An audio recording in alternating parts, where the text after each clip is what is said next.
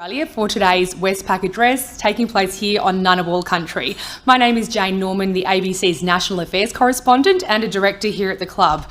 Our guest today is the man who's vying to be the next Deputy Prime Minister of Australia, Nationals leader David Littleproud. Mr Littleproud, we very much appreciate you taking time out from the Wombat Trail today, and you can see Wal beside you on the table. Since the beginning of the campaign, we've had the Greens leader address the club. Next week, we'll have the Prime Minister, and so opposition leader, if you're watching today, consider this an open invitation for the final week of the campaign.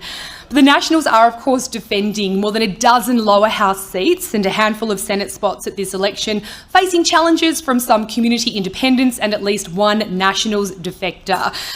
You can join the conversation today on Twitter.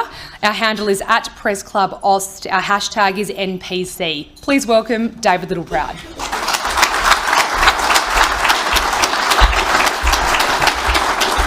Well, thank you, Jane, and to the National Press Club, and to my National Party colleagues and family, and to one and all. Thank you. It's a great honour to stand here before you to address the National Press Club and the nation. My involvement with the National Party started some 40 plus years ago. In fact, in the 1983 Queensland state election, when I stood outside the Chinchilla Courthouse handing out for my father to become the state member for Condamine in the then Bajelki-Peterson government. So to be the leader of the National Party is one of the greatest professional honours of my life. One that I don't take lightly, and one that I take in wanting to leave a legacy. A legacy for the people that our great party have represented and supported for over 100 years. A party that has progressed and evolved, having our roots in farming, but progressing to be a dynamic party that represents now just as many nurses, teachers and police as we do farmers. But our roots will always be in the country and in terms of agriculture. But as our electorates have changed, so too have we. And I've always believed, as a Queensland Nat, in the primacy of our membership and our primacy of our party room. And I'm proud to lead a party room that has led the national debate for the last 3 years. I don't think in living memory there has been a party that has been part of a coalition that has set the national agenda like the National Party has. We are the ones that have had the courage to draw on the collective wisdom of our party room to get to a position that many of which we've wanted for so long, but been prepared to have the courage of our conviction to stand up when issues faced us. And one of the proudest moments of my leadership is when our party room got to a position on The Voice, when only 30% of the country agreed with us in opposing The Voice, which we respected. It wasn't a decision that we made lightly or quickly, despite what some commentators may say. The Prime Minister made it very clear that the mechanics, the machinery of The Voice would be predicated off the Karma Langton report. In fact, I think it was page 14 to 17. So we took that away, and within our own party room, in a respectful way, we undertook a committee within our party room to go and listen to both the yes and the no case, to understand what that machinery would look like, what that would mean for us who represent some of the most disadvantaged Indigenous Australians in remote areas. And we got to a position predicated on that lived experience after embracing both the yes and no, because we believe that we were repeating the mistakes of the past, those mistakes that people we represent live with to this day. ATSIC Mark II was not the answer to closing the gap. That was not the way to empower local communities to actually endeavour to fix their own challenges and tap into their own opportunities. That was not the way of more bureaucracy. We simply need a better bureaucracy. But it also came back to a guiding principle of our great party, but I believe of our great nation, that all 27 million of us are equal, no matter our race, no matter our religion. And proudly, all 27 million of us have a voice in this parliament just down the road, 271 politicians. And proudly, our nation has elected 11 Indigenous Australians, not to represent just Indigenous Australians, but to represent us all. That's the great country that we have become. That's the great country that we should build on to make sure that where there is disadvantage, and we know to the postcode, that we attack that disadvantage with local solutions. And I'm proud to say that after the Voice referendum result, there was no victory lap by the Nationals or the Liberals. We came back to this place just up the road. We walked into that parliament, and Peter Dutton and I moved a motion to undertake a royal commission into child sexual abuse in Central Australia and to have a forensic audit of the billions of dollars that is being spent that isn't hitting where it should be.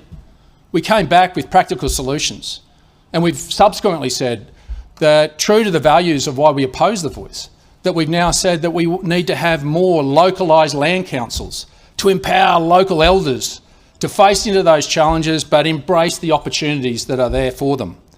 Sadly, we have a Prime Minister that divided our country with $450 million of wasted taxpayers' money and yet will not utter the word Indigenous Australian. In fact, he's not even game to go back to Alice Springs.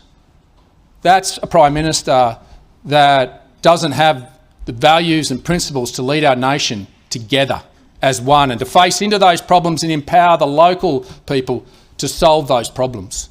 Instead, it's been cast aside.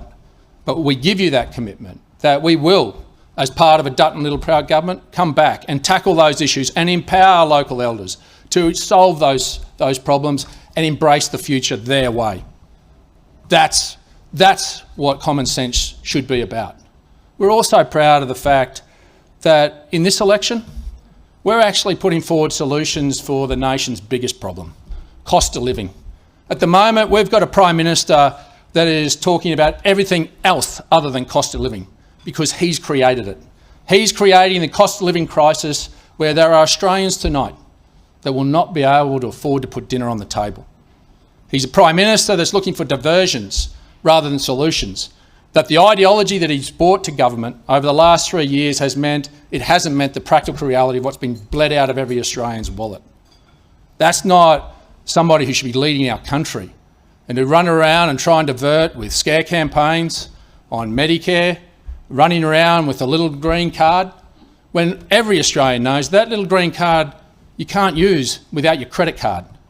But you've got to solve the nation's problems by having the courage to fix them. To say you got it wrong, to say that what you put to the Australian people, that you promised the Australian people, you haven't delivered. You're not going to solve the nation's problems without facing up to fundamentally changing the policies that will shift the dial. And in this country, we are blessed with the resources that many other countries around the world would envy to be able to take advantage of those challenges. And one of those challenges is the cost of food here in this country. And today, we, as a Dutton Littleproud government, within 6 months, will have a national food security plan. Because it's not just about the long-term food security of our country, it's about the here and now, about Australians being able to afford to put dinner on the table. That's the real problem that we face today. And so we've said, as part of this and the elements that make this plan up, is that we are saying and have said well long ago as nationals that the market power that our supermarkets have over our farmers and over you, the consumer, has been abused. The evidence is clear. The evidence is vastly clear. In June, July last year, sheep and beef prices went down by 70 to 80% at the farm gate. At the checkout, they went down by 8%. They're having a red hot crack at you. And the abuse in how they treat Australian farmers, you only have to cast your mind back to what they did to the dairy industry. And I was a rural banker that sat around and had to have those hard conversations, emotional conversations with dairy farmers who had their commodity devalued overnight because the big supermarkets decided to put a ceiling on the price of what their commodity was worth. That's not the Australian way, and that's not how corporates should operate. And so what we've said is we're going to make sure that there is fairness and transparency from the farm gate to your plate. We don't want to fix prices, but we want to make sure there is fairness. Fairness for farmers and fairness for you as consumers, because you can't expect the Australian people to understand variations in farm gate prices and how that should flow on to them. They've got enough going on in their world. So why wouldn't we? Why wouldn't we lean in and make sure that there is fairness and there is a deterrent and consequence for someone doing the wrong thing? The supermarket shouldn't fear me or the coalition. In fact, we already have divestiture powers in this country. We put them in place in 2019. And in fact, one Anthony Albanese supported them when we put in divestiture powers, the big stick legislation, for the big energy companies. Anthony Albanese, in January last year, made the statement when initiating the Code of Conduct review that any power the ACCC wanted, they would get. Within a month, the big CEOs of Coles and Woolworths had got to him, and they could have everything bar divestiture powers. What do they have to fear? If Coles and Woolworths have done nothing wrong, then that'll never be imposed. But we want to make sure there is structural change and cultural change. And their big solution is infringement notices of $198,000. They slip down to Civic down here and pull that out of the till and pay that as a cost of doing business. You need to change culture by having a consequence. And this government is not game to take on big supermarkets when there are Australians tonight that won't be able to eat dinner. We've been given a privileged position to come to this place. Why wouldn't we do something about it and make sure that there is that fairness and transparency for every Australian, including farmers? And when you've got nearly 30% of those in the horticulture sector saying they're out of this business in the next 12 months because of the way that these supermarkets have abused them and used them, because they control the market, they are the market. You've got to make sure that there is fairness. They're not asking for fixed prices, they're asking for fair prices. And that is what we're saying. And so we'll introduce a supermarket commissioner whereby a farmer can confidentially come forward and to put forward their case where they believe there's been a breach of the code. And if the commissioner sees that there is evidence to such, they have a choice. They can either conciliate that back through the supermarket, or if they fear retribution, which is what we have heard in so many inquiries from farmers, then they can accelerate that through to the ACCC, who can then impose a $2 million infringement notice on the spot. That's going to change culture. But if they don't, and in the most egregious cases, then it'll go forward.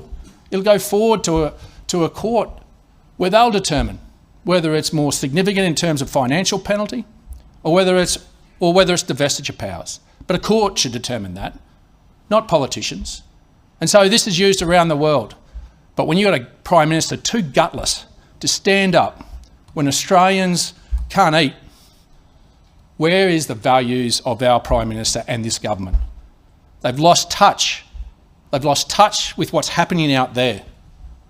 And that takes courage and conviction to stand up and to get it right. And I'm proud of my party room that has wanted this for decades, but we've delivered it as part of a Dutton Littleproud government that will say to every farmer and to every consumer, you will be treated fairly. That's the Australian way, and that's what the National Party have always stood for. But we've also made it very clear, energy is the economy. And unless you fix the energy grid, then we are kicking the nation's problems down the road. In fact, this government has already kicked the energy problem so far down the road, they've spent $7 billion on rebates and subsidies because an all renewables approach will not work. We have ageing coal-fired power fleet. We have to be honest, at some point we are going to have to transition them. And so why wouldn't you look at reliable baseload, zero emissions power? And the scare campaign that the Prime Minister has undertaken, predicated from the Smart Energy Council, an organisation that donates to the Labor Party, runs around with the scare campaign of a $600 billion tag, is disingenuous at best, but a Prime Minister that has trouble with telling the truth. The reality is we've used Frontier Economics, an organisation that both the Labor Party and the Coalition use in economic modelling. Everyone has recognised that they are the preeminent organisation to undertake that. And so our grid, our total grid, will be just over $330 billion. They put their grid, an all renewables approach, just under $600 billion. $263 billion less that Australians will have to pay to have an energy grid that has a mix, that doesn't put all its energy eggs in one basket, doesn't have concentration risk. And I learnt that in grade 8 business economics at Chinchilla State High. I would have thought our learned treasurer might have known about that. I'd given up on Chris Bowen. The reality is there is no country of the industrial scale of the size of Australia that is going down an all renewables path. Tomago smelter, perfect example, takes 950 megawatts of coal and gas every year to keep it going 24/7. To do that with renewables is over 3 gigawatts, plus batteries that need to last more than 20 minutes. But just understand what you would put on the people of Hunter. Transmission lines, solar panels and wind turbines littered across our landscape. We're all for reducing emissions. And this righteous view by Chris Bowen and Anthony Albanese and the Teals is one that we're not against the principle of having a healthier environment, but just understand what you're asking us to burden to bear. When you have Zali Steggall opposing just 6 wind turbines at North Head because of the amenity of life that's going to be imposed on her constituents, she doesn't understand what you're asking of rural and regional Australians. We want to say in our future, one that isn't predicated on renewable energy, one that has jobs. We don't want to have just a few jobs polishing a few solar panels. We want the high-paying jobs that a nuclear power plant bring. Nearly 80% of those that work in a coal-fired power station in Toorong in my electorate will have a job. And you know what? Those people in Kingaroy, Nanango and Yarraman, they want that. They want that future. And for this puerile stunt to turn up in Collie, and for everybody to be gullible, the Prime Minister didn't go anywhere near the coal-fired power station at Collie, didn't go outside the staged event of sitting there and listening to those coal-fired power workers about their future, their kids' futures and their grandkids' futures of being able to stay and live there. He went to a renewables project hidden from the reality. And let me just make it clear, there's no need to go in an election campaign where you've already won the votes. We have already won the social licence in those 7 communities. Our polling clearly shows that. In fact, if you want a point, have a look at the last Western Australian election where the Liberal Party got a 15% swing to them in Collie. Now, if it was as visceral in terms of the hate for nuclear power plants in those parts of the world, then I would have thought that the Liberal Party mightn't have done so well. So let's have a mature conversation. Let's have a Prime Minister that's going to look you in the eye and tell you the truth. Not make a number up, but be honest with the Australian people, because you're going to bear this bill. You're going to bear this bill, and we're not going to have an economy that can be run properly. But we've also got to have the courage to fix Anthony Albanese's mistakes, because renewables are not going to do the job, and nuclear is 10 years away. We get that. But in the short term, we have a solution. It's gas. It's your gas. It's the gas that Anthony Albanese and the Labor Party gave away last time they were in government. And I have a personal interest in this because that gas comes from my electorate. And I can tell you, having an Australian gas reservation where Australians get to use their own gas is going to have a direct impact on you, every Australian. Your food bill, food processors will have a 15% reduction in their energy costs, 8% at residential retail. And this is simply saying to those gas companies that we'll respect those foundation contracts. But on that spot cargo, the 300 petajoules that's going out on a boat, that we're going to get first crack at that. That's Australians. That's Australia's use first. And when you've got an energy crisis created by a government that's gone down an all renewables path, then that's our way to be able to put pressure down in the next 12 months. And we're not being draconian to these gas companies. And I need them in my electorate. They employ a lot of people. And that's why those contracts will be respected. We've said we're going to help you.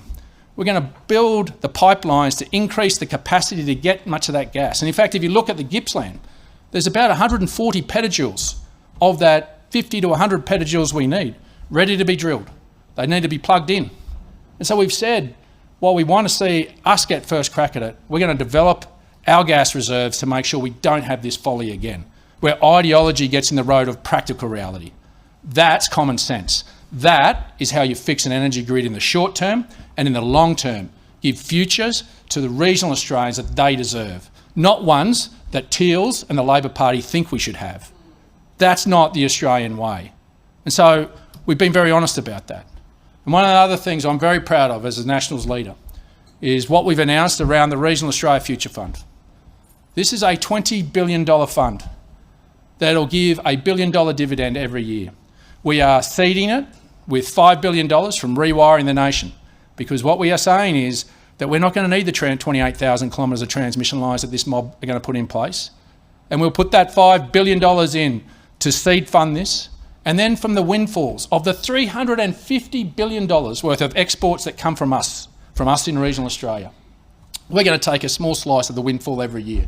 We're going to build that up to $20 billion, invest it, and it will give us a return of $1 billion a year, above and beyond the existing funding model that we already get, because there are funding gaps Anyone that lives outside the CBD of a capital city will tell you that we need to build the amenity of service and life for those that live in regional Australia who are contributing this $350 billion to keep them there. And one of the real founding reasons why I got into Parliament was that I'm jack of seeing young people leave regional Australia.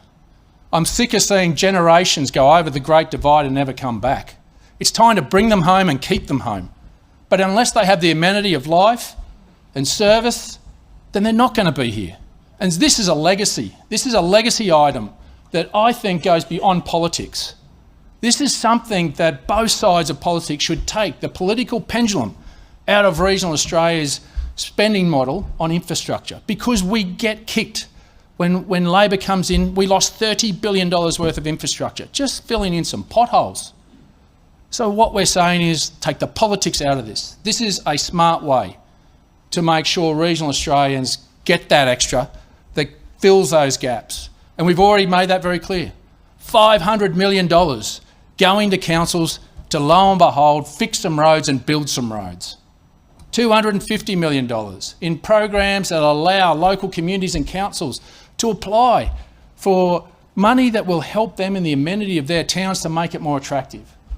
But the two biggest kickers for me are the health and childcare. We are going to make sure that $100 million of this goes towards 200 Commonwealth-supported places in training doctors, training them in regional Australia, because we know if we train them in regional Australia, they'll stay there. This government extended what we call the designated priority era, which meant foreign doctors who came to this country were formally constrained to working in regional and rural areas. They took it away and extended it into the peri-urban areas. And if you're a foreign doctor coming to Australia and you Google Cunnamulla in Western Queensland, or you Google Samford in Brisbane, 6 to 4, they're going to go to Samford.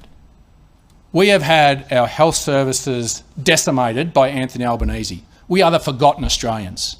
And so we have to make sure there is a fund every year to make sure young people know there is a pathway to look after each other, to have the career, a worthwhile career in medicine, in regional Australia. That is a legacy. That's the legacy the Nationals want to leave. But it's also about attracting people and keeping people here. And we've got a childcare desert right across regional Australia. Now, when I became the leader of the Nats, I didn't want to be a harp in opposition. I went to the Jobs and Skills Summit. And at that point, Anthony Albanese had espoused $4.7 billion in childcare subsidies for families that earned from $300,000 to $500,000. So we're going to get an extra $21,000, $22,000 in rebate. And I get Anthony Albanese's cost of living crisis has stretched into Melbourne and Sydney. I get that. But when we've got families in regional Australia who want to go back to work but can't, just to make $80,000 because they can't find a childcare place, and when I asked them to cut just a little bit of that $4.7 billion just to create at least one new childcare place in regional Australia, they patted me on the back and they turned their back on regional Australia. This is about making sure that regional Australia has a legacy, that young families can stay, can come back, can contribute, can have a career, can be part of regional Australia. And when I became leader, one of the things I did was run around this country and listen to young families. And this was what they were screaming at us about. Do something about childcare. And this $100 million a year will be legislated, locked in, making sure those young families can get a start in life in regional Australia. And so part of our National Food Security Plan is also about biosecurity. It's about making sure that we're going to legislate minimum amounts of biosecurity funding so that it doesn't become a political football. We had the Crake Review in 2016-17 that recommended sustainable funding models. We're not going to charge Australian farmers for the biosecurity costs of their foreign competitors that bring their product into this country, like Anthony Albanese tried to do. He was going to charge Australian farmers $153 million to process foreign competitors' product through our ports to compete with them on Australian shelves. What government in their right mind would do that to Australian farmers? We're not. Those who pose the risk will pay the price. Those are the ones that are potentially bringing in pest and disease in this country, and there will be a cost recovery model. As the Crake Review said, we will make sure there's a workforce. The ag visa will be back. It was a legacy item the National Party secured in the last government, and it will be back. We need to make sure that our people, particularly in horticulture, who plant a crop, know there's someone there to pick it at the end of it. Otherwise, you don't plant. And if supply goes down, prices go up. Even Dr. Jim can't change that in a 6,000-word essay. The reality is we need the tools to continue to be able to produce the food and fibre that you want, you deserve. We're going to get back to basics, filling in those potholes, but we're also going to say live sheep exports come back. That is the first bill I bring back. There is no scientific or economic reason to phase out live sheep. I was the minister when the Awassi hit, and we made some tough reforms, but the reforms mean that we lead the world. And I just say to those that don't agree with live sheep exports or live exports full stop, which is where I fear this government will end up, if we're not there, this market will get taken up by countries that don't have our animal welfare standards. You will see the horrific death of millions of sheep from other markets across the world, like Sudan, Ethiopia, South Africa, who will start to send these sheep. We actually measure to the millimetre the length of wool on each sheep that goes out in a boat, to the kilogram. And also we independently score each boat for the flow of air through those boats. But in those countries, they don't do any of that. They put as many sheep as they possibly can on a boat and they get paid for what's at the other end. These animal activists are morally bankrupt. Morally bankrupt. They are valuing the welfare and the life of a sheep from Australia above that from a sheep from South Africa, Ethiopia or Sudan. Australians don't cut and run. We stay and get the job done, and we do it better than anyone else in the world. And for East Coast politicians to cut a deal with the Animal Justice Party just to get them elected at the last election, all at the expense of 3,000 Western Australian jobs, that's not the Australian way. That's not how Peter Dutton and I will run this country. We're going to predicate on science and on fact. And that is what the Australian people expect of their government. So the choice is clear. We've got a plan to tackle your cost of living here and now. We're going to get gas into the grid. We're going to help you every time you fill up your tank. You're going to drop 25 cents a litre off every tank. It's around $14 every time you fill up. We're going to give you a tax cut, particularly those low and middle income earners. Because you know what? They're the ones tonight that are struggling to put food on the table. They're the ones that need the support. They're the ones that we need to acknowledge. We need to get them through this. But unless you've got the courage to stand up and to fix the nation's problems, we're going to kick this down the road for another 3 years. And just think of that if you've got Anthony Albanese, Adam Bandt in coalition government, with a sprinkle of teals and independents, putting fairy dust right across Canberra. God help this country. This is time for courage in leadership. And that is what Peter Dutton and I are prepared to do. Prepared to look you in the eye, tell you how it is, we're going to get on with the job. That's what you want from a government, to get on with the job and to get out of your life. But I'm proud to lead a national party that has had the courage over the last 3 years to lead this nation with the values and principles that are dear to us, but I think dear to most Australians. That's what you want in leaving a legacy. That's why I'm in Parliament, to unlock the potential of those men and women and kids that live in regional rural Australia, to give them the hope that many of you take for granted. So when the National Party's strong, regional Australia is strong, and Australia's strong. Thanks for having me.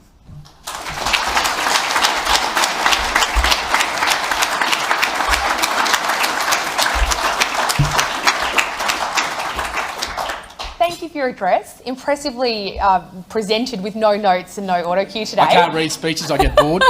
Well, you were very entertaining and had a lot in there that my colleagues will definitely want to be digging into. But I wanted to take you back to another speech you gave recently. It was at the Liberal Coalition launch in Sydney.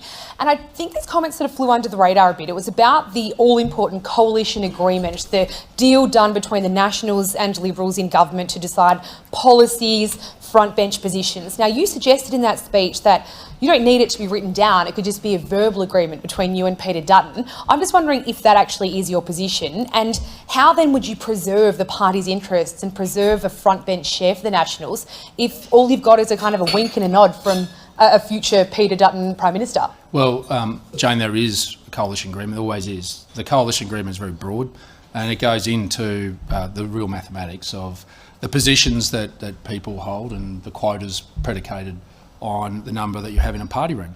But outside that, there is usually sometimes written agreement, depending on who the two leaders are, about policy positions. Now with Peter, I haven't had to do that. I've been able to look him in the eye. That's why I got divestiture of power, got nuclear. That's why I've been able to sit down with him around the Regional Australia Future Fund, because he understood how important those things were to me. And every leadership team is different. I work on a simple principle, being from Western Queensland. You treat people how they treat you, and if you have comfort in that, you carry on with that. If they do you over, then you get it in writing. But outside that, I haven't had to, because I trust Peter Dutton. We haven't always agreed, and that's a good thing. That's actually a really good thing for our democracy, that while we haven't necessarily agreed, and I haven't got everything that I've wanted, and I don't think he's got everything he wanted, but what we've got is better policy outcome for our nation. You should have diversity of ideas between two parties. That's a great thing, and you should be able to express that. Not this cookie cutter approach that if you go outside the norm with Labor, you get punted. I don't think that's healthy for our democracy. So there is a coalition agreement, but outside that, in policy positions, I think my record over the last 3 years demonstrates not necessarily just my negotiating power, but the fact that Peter and I can work together. I think that's a very, very strong sign for the Australian people, that if you get a Dutton Littleproud government, we're going to sort stuff out. We're going to get on with the job and do it, because we're going to do what's best for the country. That's why I'm in Parliament, to leave that legacy, and I can only do it with the Liberal Party, and they can only do it with me. And that is a working relationship that's worked for over 100 years, and I hope works for 100 more. But over those 100 years, it would be convention to have a written agreement, right? At the very least, to have an insurance policy. Should something happen if the coalition wins and, you know, the pressure of government bears down on the two parties and fractures arise, would it not be conventional to have that written down? So just so you understand, there is. That is the coalition. But it's just on the coalition, the front bench there. It works out on a quota position. That's nothing earth-shattering. It's pure mathematics. As John Howard once said, politics is the brutal game of arithmetic. That's exactly how it is. But when there are policy positions that, in fact, present themselves during a term, sometimes previous leaderships may have to have written letters giving assurances. I haven't asked for that. If I've sat down with Peter on those issues outside the coalition agreement, we've talked them out as two human beings that are trying to do the right thing by this country. That's what we've done. That's how I think most Australians out there would expect us to operate together for the greater good of our nation. And that's what Peter and I have been able to do. Now, what happens in the future will be up to whoever successive leaders are in the future, and I suspect there's been leaders in the past that have done exactly what Peter and I have been able to do. But that's how I do business, and that's how Peter has done business. But there is a coalition agreement that'll stay in place. It's been in place for 100 years, and I suspect it'll be there for many more. And thank you for clearing that up, right? Our first question today is Karen Farlow from the Saturday paper. Hello, I like hearing about legacy. Thanks very much for being here. The campaign focus has pretty much been on Middle Australia and things like home ownership, incredibly important. Some of the offerings have been seen as quick fixes and relatively modest. I'm interested in not so much Middle Australia, but the lowest paid people in society, many people in regional Australia. What can you tell me about their need, what they're being offered by the coalition, and related, if I may, because it just takes a sidestep. There's been criticisms of the campaign largely being seen as lacklustre and lacking ideas for big reforms. Now, I'm interested in what you can tell me about that, because if there is ambition, a bit of pizzazz on the coalition side, why is it coming so late in the campaign when people are already voting? Well, just be careful about what might be excitement for the gallery compared to what's happening out there on the ground. There are cost of living struggles in regional and rural Australia as there is in metro. And so that's what we've said. People on low incomes, pensioners, they drive cars. And every time they go to fill up, they're going to save 25 cents a litre. They're going to save $14 every time they fill up. They're going to do that as soon as we're elected. We've also said to those that are on that 44,000 range through to 104, ranging up to 144 as it phases out, you're going to get a tax cut. We're going to implement a tax cut for you to make sure that we can give you that relief. But unless you've got the courage to stand up and fix the problem, and energy is the economy, you're going nowhere. And we can get gas into the grid quickly. That is the one commodity that we can shift the dial in bringing down energy prices, because that's the one commodity that can be drilled quickly and with a little bit of impetus can be put into the grid quickly. That goes to food processors who are paying 3, sometimes 4 times what they were 3 years ago. When you're going to reduce their bill by 15%, that has a flow-on impact right through the economy. There aren't silver bullets. I think we've also got to understand, we've got to get back to basics. And there is a human toll that I think, Karen, you have quite rightfully identified. And those human tolls is what I don't think economists see in some of their commentary, because economists work in numbers. We work in the human toll that we see. We see the people in Dubbo, some of them living in tents underneath a bridge because they can't afford their mortgage and they've had to move with the kids to sleep underneath it in a tent to rent their home out. So we see it through the human eyes of the pain that's there. And so that's why this short-term relief, while we actually have the courage to fix up the fundamentals, is so important. So there are no silver bullets because we're basically broke. This mob has spent a lot of your money. They spent $7 billion in papering over the cracks because they didn't have the courage to admit they've got it wrong on their all renewables approach. That takes courage in leadership, and that's what Peter Dutton and I are prepared to give. Andrew Probyn. G'day, Andrew Probyn. First of all, speaking as a director of the Press Club here, thanks very much for turning up, and we do hope that we see Peter Dutton here next week. We will also have the Prime Minister.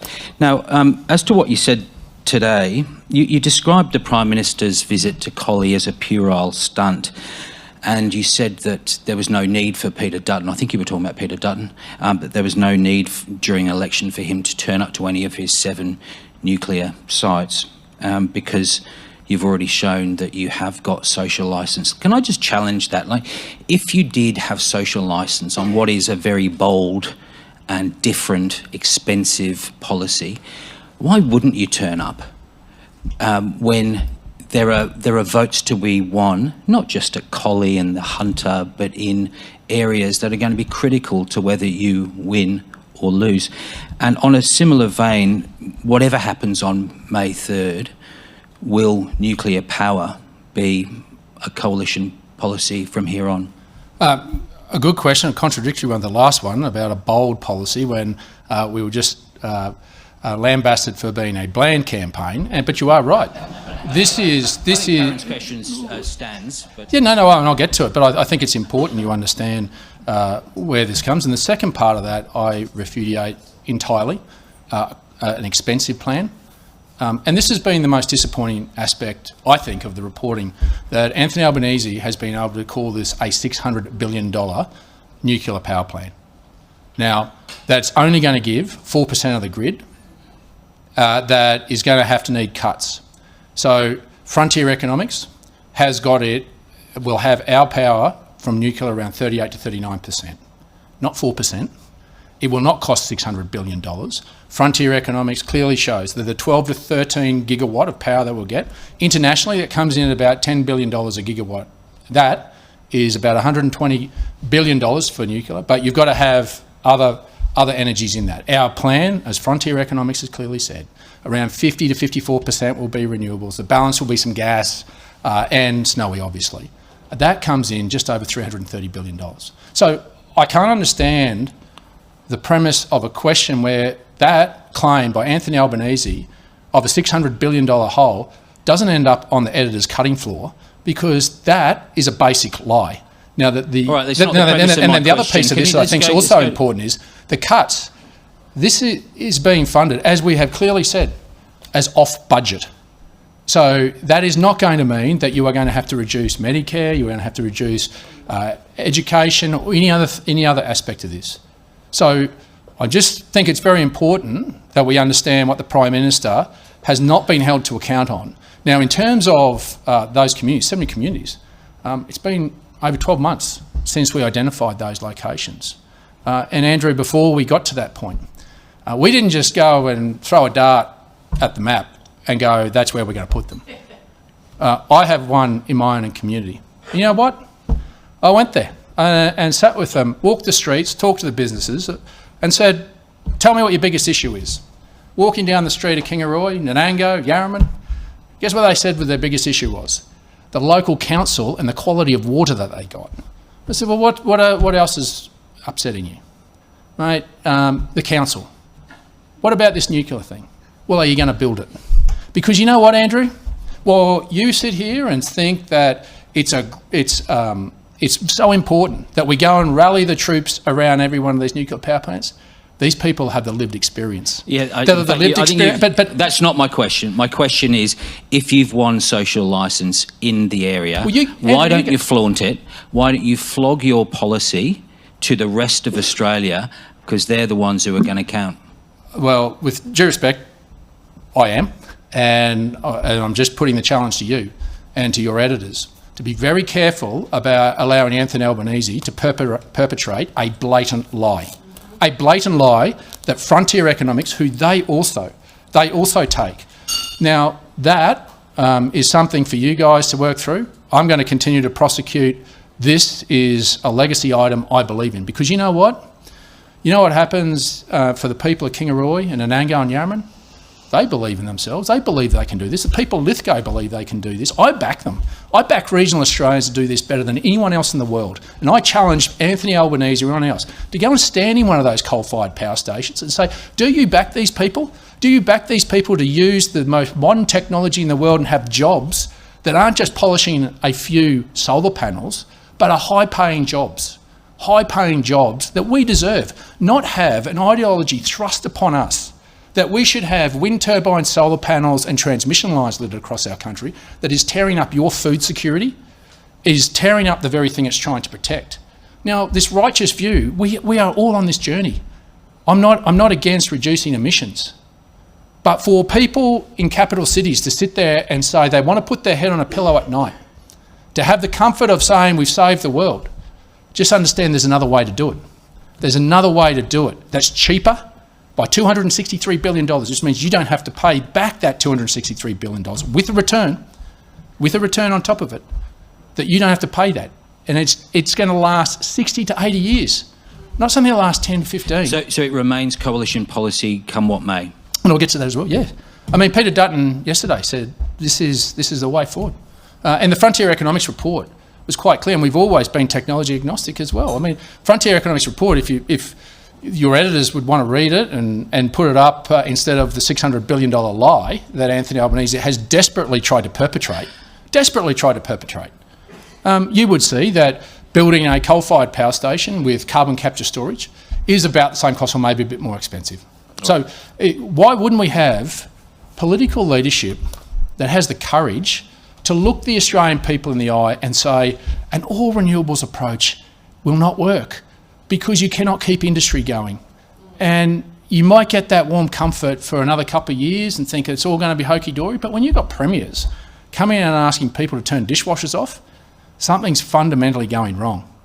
And the time for action is now. And we're not against renewables. I think, be very, very clear about that. Renewables will play a part in it, but we shouldn't have a concentration. And I learnt that at Chinchilla State High. Shouldn't have concentration risk.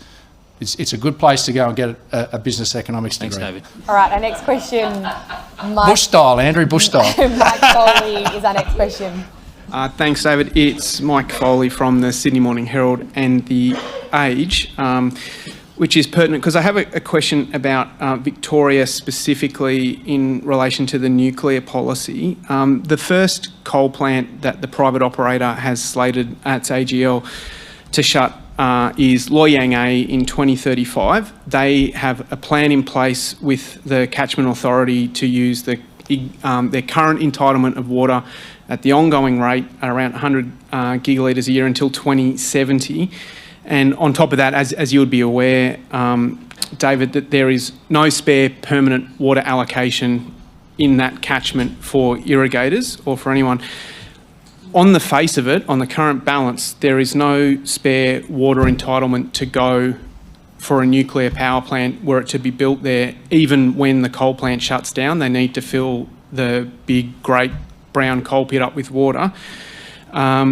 So just wondering, when you spoke about the need for honesty in the energy debate just before and criticised Labor for kicking problems down the road, what will you say to farmers in that catchment now before they vote at the upcoming election on May 3 about where the water will come from to service a nuclear power plant that could be up and running in less than 15 years? Well, as we've said, and I think you've seen our initial statements about identifying these locations, we made it very clear that the capacity of each of these plants will be constrained by the existing water entitlements that exist for those coal-fired power stations.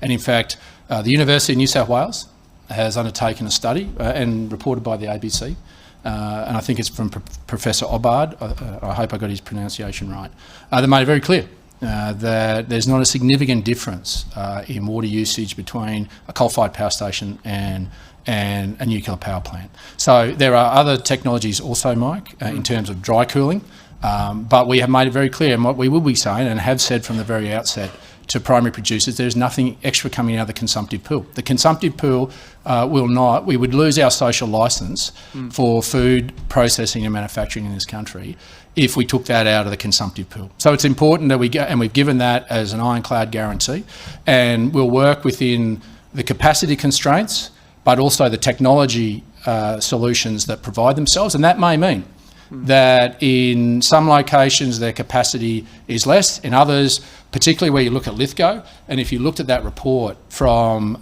Professor Obbard, he made very clear that there was more than significant water available in that catchment. So this is about being honest with those technical issues, and we've made it very clear that there is scope and capacity to be able to scale up or to scale down, but the guiding principle that we have looked every Australian farmer in the eye is that there'll be no extra coming out of the consumptive pool. Well, so, just on that with the dry cool, because this will be of extreme interest to the farmers I'm speaking to in the Latrobe Valley, there is, on the face of it, there is no spare water. Even when Loy Yang A shuts down, they need the current allocation to fill the mine pit up until 2070. Are you committing to do a dry-cooled reactor there that doesn't require any water? And if so, they cost 2 to 3 times more to build in Russia. How do you square that circle with your current costings? Well, what we have said, Mike, is clearly that the capacity constraints will be limited by the water entitlement that's available. There's no water entitlement available there. Mike, as I say, what we will do is work through with how that moves forward in individual sites, and where there is greater capacity, then that obviously we will start where there is existing and more than existing water entitlements to be able to square that away. And that may mean, after the scoping, that there is greater capacity in one site over another, or whether that water constraint is an issue. But we're not walking away from that ironclad guarantee. I'm from the bush. I used to be water minister. In fact, you did a tour with me that wasn't all that much fun as water minister. And I'm not taking anything out of the consumptive pool that takes anything away from our farmers. We've been very clear on that, and we will make sure that the geotechnical and scientific basis of how this is undertaken is done in a transparent way, but that is an ironclad guarantee. Okay. So there will be a reactor in Latrobe Valley, but one that doesn't use water? Well, again, Mike, we'll work through those assessments when we're in government, and we've set up the agency to make sure that we can give that transparency to the farmers.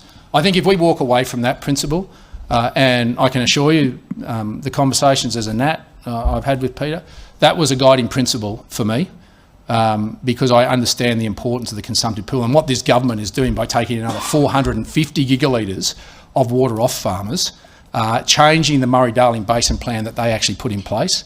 They're actually taking another 450 gigalitres of water, which are buybacks, and buybacks mean the little towns. It's not the farmers that hurt. It's actually the little businesses that are left behind, the pump shop, the CRT, right through to the cafe. And so we've got a water policy that this government has walked away from their own policy, all for a few votes in Adelaide, but at the expense of regional rural Australia. And I don't intend to follow down Labor's pathway. All right, next question is from Greg Brown. Greg Brown from The Australian, another one on nuclear, believe it or not. It's good. You said earlier, when you were talking about your influence as Nationals leader within the coalition, that you got nuclear. Does that mean you had to convince Peter Dutton to go along with this plan? And was it part of the Nationals, your demand for the Nationals to embrace net zero by 2050 yet again? No, this was about Peter and I think Peter's had a long-held view, and I think it's honest to say, not all Liberals have. But Peter and I had that discussion, and it was important to me because, as I said earlier, I see the lived consequence of this, mate. I'm going to see 700 jobs lost in Kingaroy, Anango, Yarraman, that rely on Taronga Power Station. And all that's going to be left is about 20 to 30 jobs. And that's going to decimate communities unless we look pragmatically at this. So the conversation that Peter and I had was one that I think he came from a philosophical position the same as me. Well, is it too much for you to credit yourself with saying I got nuclear then? Is that? Well, it's been a long-term principle of the National Party for more than a decade. I'm proud of the fact that I and my party were able to work with Peter Dutton to achieve it. So politics is the art of self-promotion, as you'd know. And the Nats aren't immune to that either.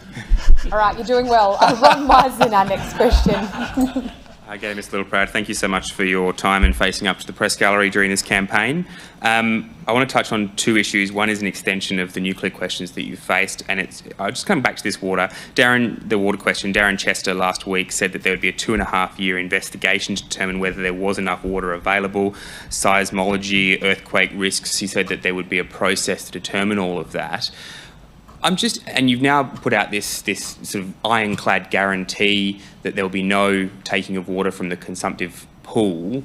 If it turns out 2 or 3 locations, there's just not the water available, do those locations fall away from the plan? I mean, that seems to be the natural consequence of what you've said today. And just on childcare, you announced the $100 million for childcare deserts. In the mid-year budget update in December, the government put forward $500 million towards the Building Early Education Fund, which was a large pool of money also aimed at filling those childcare deserts. I'm not sure we've heard whether you're supportive of that fund, whether the $100 million is in addition to the 500 or whether it's a reduction. Yep. So with respect to the water, that's not a new ironclad guarantee. That was one we gave when we announced our nuclear policy. We made it very clear, and that was a guiding principle. You've had that water analysis done before guaranteeing 7 sites? Well, yeah, in fact, you could do it. It's pretty easy. Each state authority, water authority, tells you exactly what the water entitlements are of each individual nuclear power plant. And then obviously engaging with frontier economics, not us, a bunch of politicians trying to make that up. We actually engage with frontier economics about what are the certainties and probabilities around what that would look like. So this wasn't just to throw a dart and hope for the best. This was about making sure that there was some analysis. And Darren is right. This process starts if we're elected with a mandate, and then it's a process to give assurance and comfort to the Australian people, but to those communities, that we're going to do this right. That we're going to back the process. We're going to back regional Australians to do this better than anyone else in the world. And the guiding principles have set where we will go with that. And I'm comfortable with that in protecting the consumptive pool and where that may go. But I think it's pretty clear to see when you've got analysis from Frontier, what there are the sites with more water than others, then it opens up that capacity opportunity in certain areas. But that's the honest conversation we've got to have with you. That's about making sure the process is respected, where you've got a process at the moment for renewable projects where basically there is no approval process. They waltz in, and I've sat with a man in Molong, an 85-year-old man, whose 2 sons don't talk to each other anymore. One's got the turbine, the other's got the transmission lines. He fears he's going to pass away before his 2 sons talk to each other. That's a reckless race that is predicated on ideology. And guess who bears the brunt? That bloke that's had 2 boys that he's been proud enough to bring back and give a start on their farms, and now he can't turn up to Christmas and sit there between them? I mean, really? Let's do this properly. And that's what we're saying. We're going to be honest with you all the way through. And we're not going to trample on any of the principles that we put in place. With respect to childcare, that'll be about, this is an additional $100 million that has been secured through the Regional Australia Future Fund. So it's in addition, because what's happened before is this is about targeting at infrastructure. So, and particularly for community run and council. And what you find is that many of these community run centres, they've got to raise money for a decade to probably raise $1 million to put on another 40 to 50 places. But if we give them a kickstart and allow them to build that capacity, So this is a targeted program specifically at that and around individuality, because a solution in Kempsey, where I was yesterday, is going to be different to that in Thargomindah or in Burke. So what we want to do is empower local communities, but this is a top-up.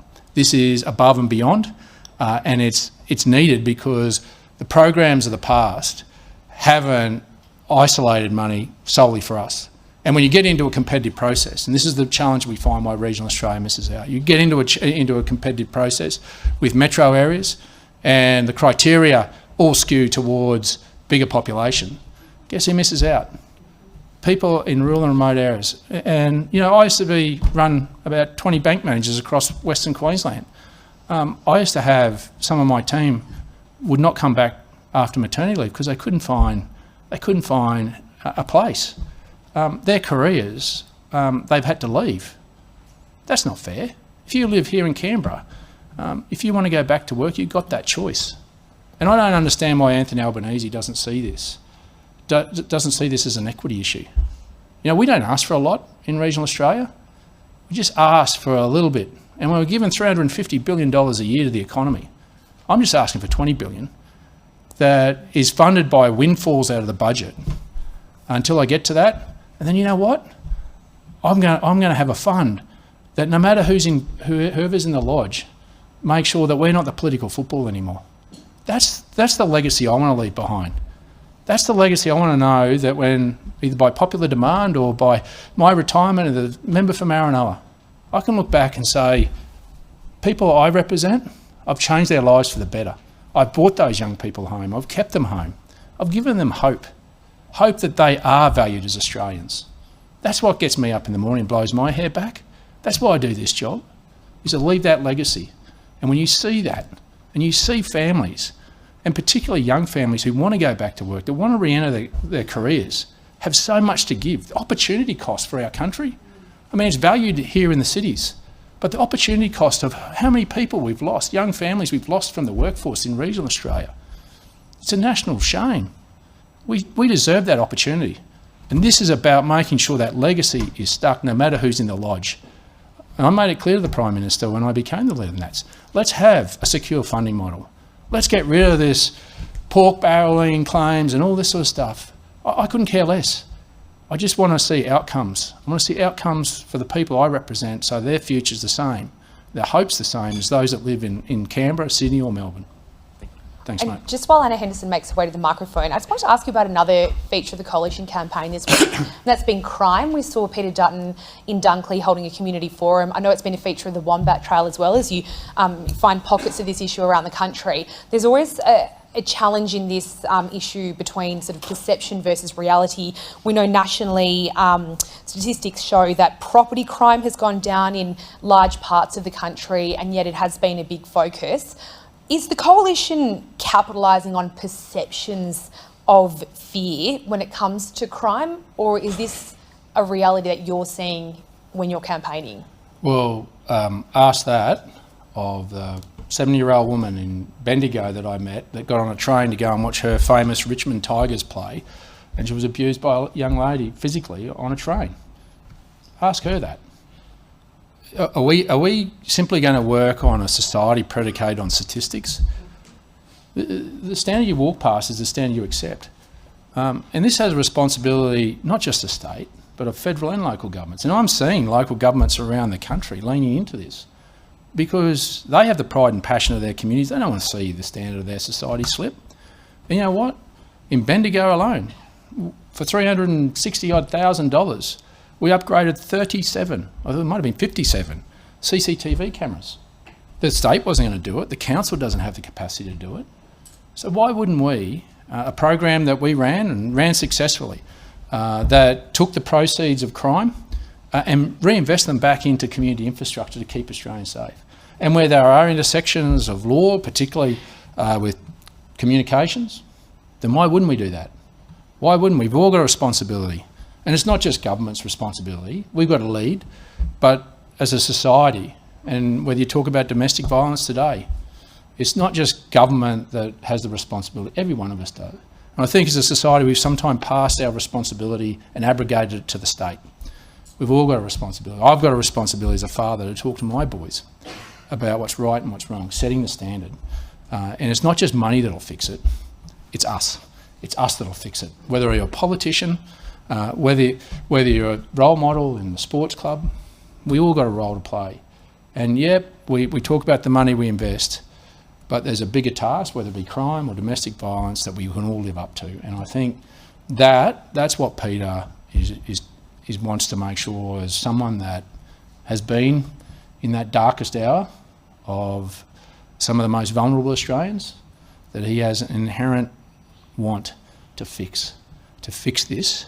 And you know, I think shouldn't matter whether he's Prime Minister, Premier or Mayor. I think that's a great thing to have a leader that wants to do something. All right, Anna Henderson. Thank you for your address. Given it has become somewhat of an election issue, I just wanted to get your view on the recent natural disasters in Queensland and whether you personally believe in the science of climate change. Yes, I do. Great. And Thargomindah, perfect example. So we've had a flood event through there. 1974, 7.65 metres was the record. It beat it by nearly a metre. So obviously, I respect the science, and we'll do whatever we can to make sure that we have an energy grid that's zero emissions. That's not dear. It's only $330 billion compared to an all renewables approach of $600 billion. And we're going to make sure that when I was Emergency Service Minister, I actually had in place the Emergency Response Fund, $5 billion fund that gave $100 million a year for mitigation public works, but also $50 million that was going into private works to be able to lift a house up, or in cyclone areas, renovate to make sure that they were ready for cyclones. And just very briefly, your party was very emboldened by the successful No campaign for the referendum, in touch with the public mood. But has the coalition conflated the No campaign for the referendum with the broader mood of the electorate? Because in other countries, incumbents have been tossed out in this economic period, but at this stage, the polls suggest Labor is ahead. And if there's something wrong with the polls, what are the polls not seeing? Who are the polls not seeing? Well, look, I think this is more a 2019 election than a 22 election. And I see that through the prism of our own track polling, of the seats that we're trying to win, and the ones that we have challenges in. And the national polls, I think, aren't reflective that this is very much geographically based, this election. You go to Victoria, they've got the overlay of a horrible state government with a horrible federal government, and they're angry, and they've got every right to be, because they've got the lived experience of a government losing control of their streets and losing control of their economy. And so I think you'll see that we can all get carried away, and I actually personally don't think many people have actually switched on to this campaign. While we get excited in here about campaigns and the rigour of running around, even on the Wombat Trail, I don't think many people have actually engaged. They've had school holidays, they've had Easter, they've been camping, they've only just cleaned the tent up, put it away and put the kids back to school. Well, 1 million have already voted. So. Well, I think those are and that's a good point, but I think they're the ones that had made their mind up. I think you'll find there's a lot of the electorate that are very much starting to switch on now. And so I think it's dangerous to say that the national polls are reflective of what's happening on the ground. And that's why I think the next 9 days, I think people are running the ruler over it. And they're running the ruler over cost of living. That's what they're doing. They're asking themselves, am I better off after 3 years of Anthony Albanese? Will it be any better under an Albanese-Bant coalition government? Or is there a solution for the here and now, and a government that's going to have the courage to fix the economy? Energy is the economy. And unless you're going to start that now, we're kicking this down the road another 3 years. And just imagine that with a coalition Labor-Green government sprinkled with fairy dust from the Teals and Independents. We are going to be in a very different place in 3 years' time if this country sees that. And I think Australians are going to put their lived experience against what they're facing, and I think they're going to switch on and run the ruler over pretty closely over the next 9 days. Dom Giannini. G'day, mate. Thanks for the speech. look, if everyone else had a couple bites of the cherry, I'm just wondering if I can get some clarity on a policy first and then ask the substantial. Will all of the 41,000 job cuts to the APS be in Canberra? Yes, and what we've been very clear about is many of those haven't been employed yet. So they're budgeted, so they're on the budget, but in fact, we won't be putting those jobs on. So that means there is a saving. So we've been very clear about that. And in fact, if you look at some of the APS data, the Australian Public Service data, those that finished up with the public service last year was a bit over 10,000. So I think what you're going to see is there's a sensible way of doing this. But what we're saying is that we've got to have a public service that is nimble, it focuses on frontline services. We want more beds in hospitals and less deaths.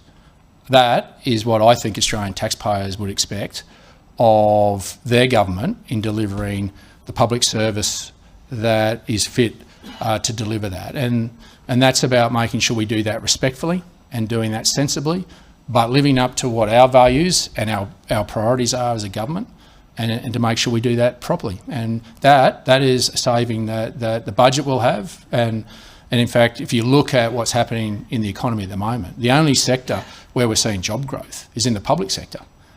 Private sector's going nowhere. So at some point we need to get productivity back into the economy. And those people, those ones that haven't been employed, we would get a whole lot more out of them if they're working in the private sector, making a quid, making more taxes for these Australian people. That gives us even more services to be able to deliver. But if all the job cuts come from Canberra, so there's only about 68,000 public servants here, so a large chunk of that's going to go, it'll impact the ACT economy. But on top of that, you said no cuts to frontline services. So like rough numbers have 4,300 Services Australia, 650 in veterans, 380 NDIA, almost 9,000 in defence and 3,000 in ASD. And you've got ASIS, ASIO and all the rest of them. So if you're not, that in itself, if you count those as frontline, are about 27,000. So where are these cuts going to come from? Well, if you look at the numbers already, in fact, since they've announced they started at 36,000, and I think they've now gone to 41,000. There has been less than 20,000 that have been employed, and there's 10,000 that have rolled off. So this is about making sure that we're not going to walk in and slash and burn day one. We're going to be respectful, and we're going to make sure we get the outcomes we're looking for. Now, that is what a good government would do.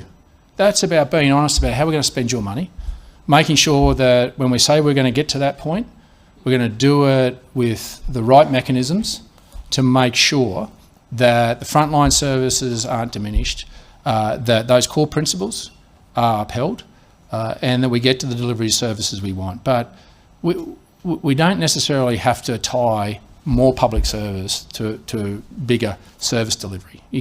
There is other ways to get that in the public service, and we've been very clear. We believe there's a way to achieve that, to tap in to our great public service and all that they do, and not just around productivity, but thinking differently about how we actually are able to achieve what we're trying to do to get value for money for you as an Australian taxpayer. All right, we've almost run out of time. Fascinating sort of array of questions today. I wanted to just ask you finally on supermarket divestiture. That's been a big focus for you. You said the supermarkets don't have anything to fear from a coalition government. What about Bunnings? Does Bunnings have anything to fear? Do they abuse their market power in your view? Well, I think there's been evidence from those small family nurseries that supply them that I think the evidence mounts that there should be an extension to Bunnings. And that's why, again, Bunnings and Coles and Woolworths shouldn't fear it. If they're as pure as the driven snow and they respect competition law, then it'll never be used. But in society, you've got to have a deterrent and a consequence. If you don't have that, then you get those that would abuse that power take advantage of the little guy. And what the Nationals have always been is about the little guy. Protecting the little guy and trying to make the little guy become a big guy. Because the big guy can look after themselves. What we want to do is make sure there is just fairness all the way through. That's the Australian way. And when we've already got it, we've already got these powers in place. And Anthony Albanese calls them Stalinistic. He signed up to them in January and went missing by February last year. I mean, really, does he understand the pain that Australians are feeling out there? Why wouldn't you? From the privileged position that we've been given to go into that place up there and to actually make sure that we are giving every Australian a shot at dinner tonight, why wouldn't we do that? We're a rich country. but we should be a smarter country, and that's what Peter and I are prepared to do. David Littleproud, thank you for your address today. Thank you.